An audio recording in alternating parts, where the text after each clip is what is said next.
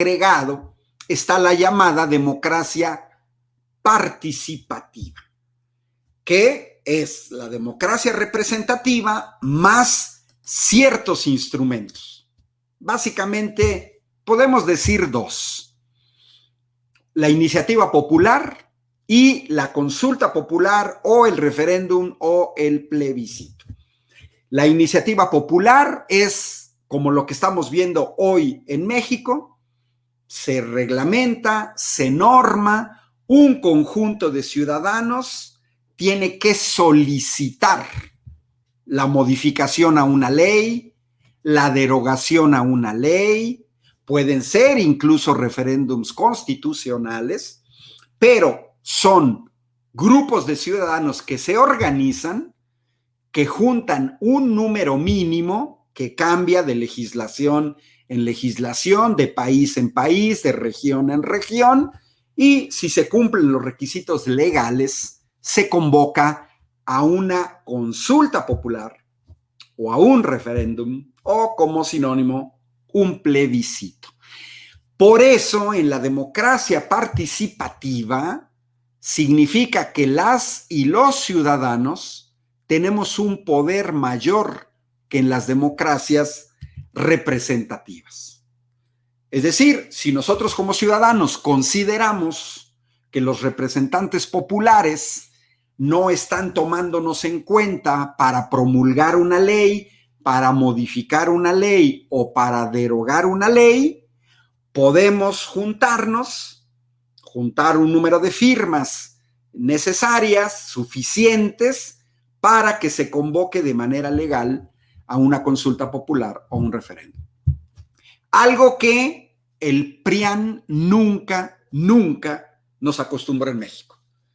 Esta sería la primera consulta legal que se da en México, y ya está programada otra para marzo del año próximo, que sería el referéndum revocatorio, porque son instrumentos de democracia participativa que ni el PRI ni el PAN promovieron.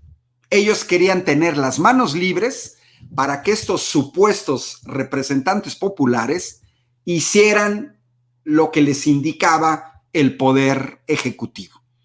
Último ejemplo claro que hemos sufrido los mexicanos: las llamadas reformas estructurales.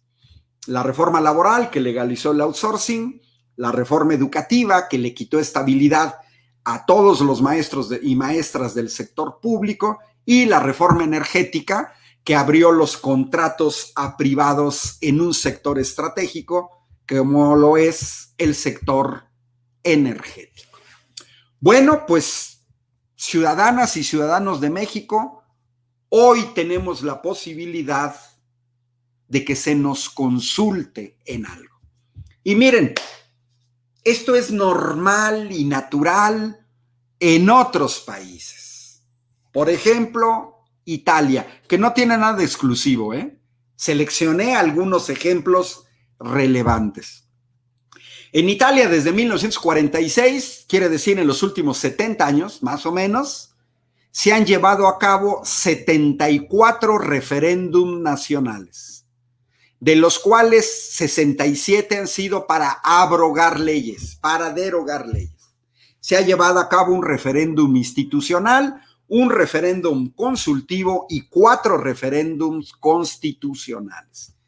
Es evidente que las y los italianos, si se han hecho referéndums desde hace 70 años, pues prácticamente tengan la edad que tengan, han sido ya actores de la democracia participativa.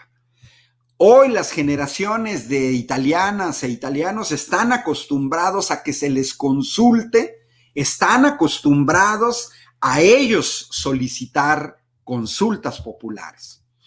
Por ejemplo, cosas tan importantes, aquí están los resultados del referéndum, primer referéndum importante en Italia, 1946, y para eso se puede convocar un referéndum para decidir el tipo de gobierno de Italia después de la Segunda Guerra Mundial: monarquía o república.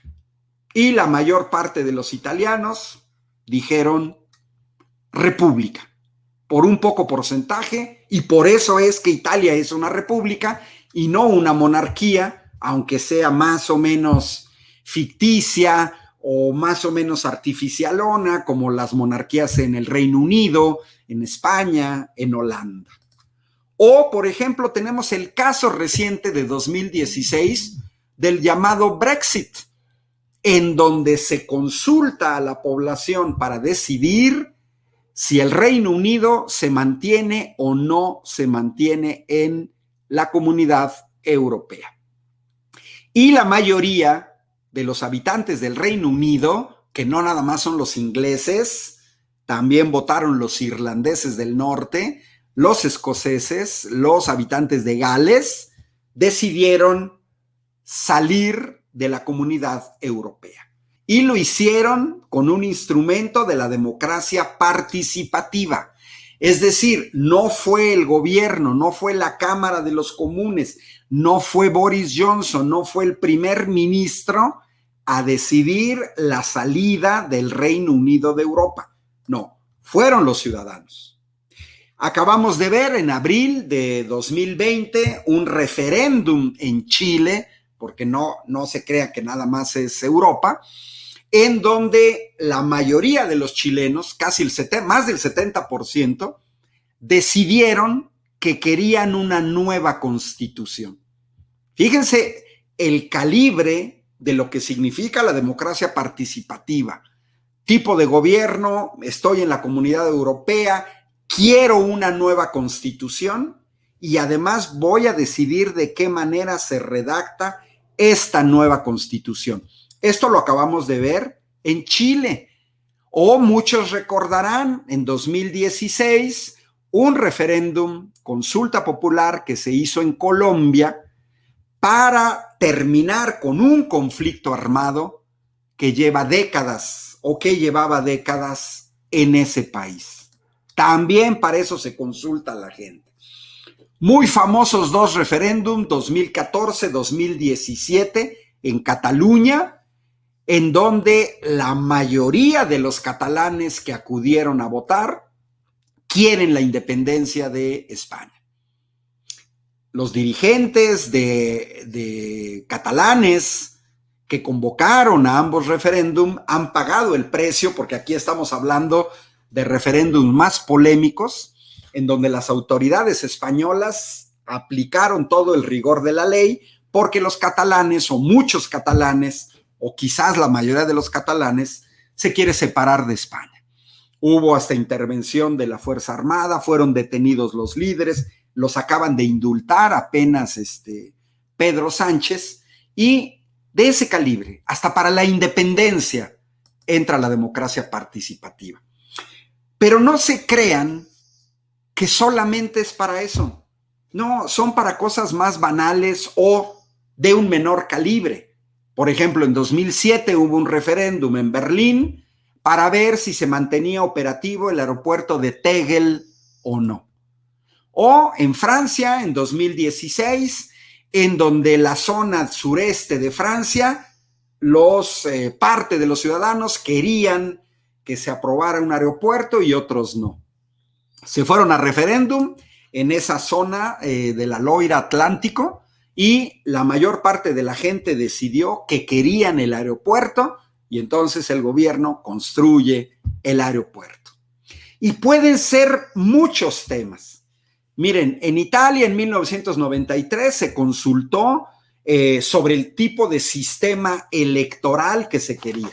Por ejemplo, recientemente en Italia, vía referéndum, se redujo el número de diputados que pasaron de 630 a 400.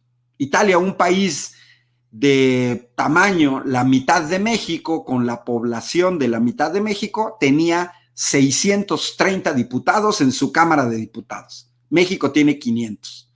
Bueno, pues por referéndum, consulta popular, bajaron a 400. Y bajaron también el número de senadores de 315 a 200.